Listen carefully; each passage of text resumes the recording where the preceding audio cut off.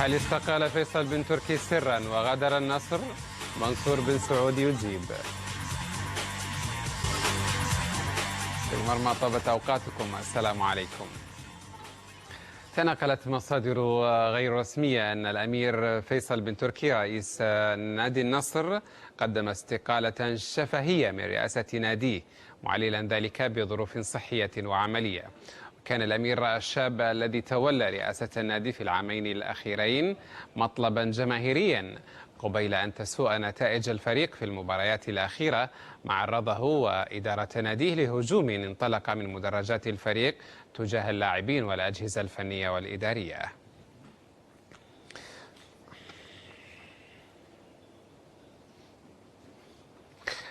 عن ذلك يلتحق بنا الآن الأمير منصور بن سعود رئيس المكتب التنفيذي لهيئة أعضاء الشرف في نادي النصر. أهلا بك سمو الأمير.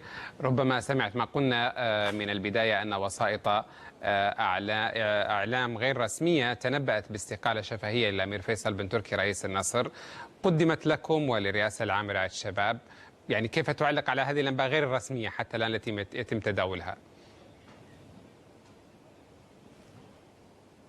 الواقع أنا فوجئت بهذا السؤال لأني ما سمعته ولا على علمي فيه، وفيصل أنا مكلمه قبل ما يسافر بحوالي 3-4 ساعات، وما هو صحيح ولا قدم استقالته ولا شيء، بالعكس هو راح فحوصات مدة أسبوعين، وإن شاء الله يعني خلال أسبوعين يكون متواجد في الرياض. أما تقديم استقالته اللي تناقلتها هذه لا علم لي ولا فيها، يعني ما في أي مسؤول لا في الرئاسة أو في النادي تلقى شيء من النوع هذا.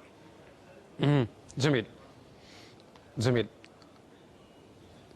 سمو الأمير، يعني الفريق مقبل الآن على منعطفات في مشواره الآسيوي، يعني هل تخشون أنتم من تأثير غياب رئيس النادي الذي قد يطول عن الفريق في المشاركتين؟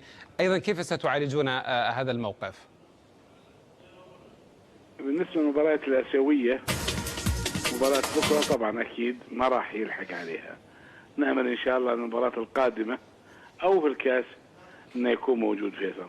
أما قضية الفراغ وهذا ما أعتقد، ما هو أول رئيس نادي ولا آخر رئيس نادي ممكن يغيب لظرف صحي مدة 2-3، في إدارة قائمة، في مسؤولين سادين الفراغ، ولا في جنس التأثير في الناحية، بالعكس يعني وجود الأمير فيصل يعني يزودهم مسؤولية، ولكن لو غاب بالعكس يمكن يكون حافز أكثر أنهم يقدمون له هدية وهو هناك عشان جميل. وضعه الصحي، وهذا هدية له.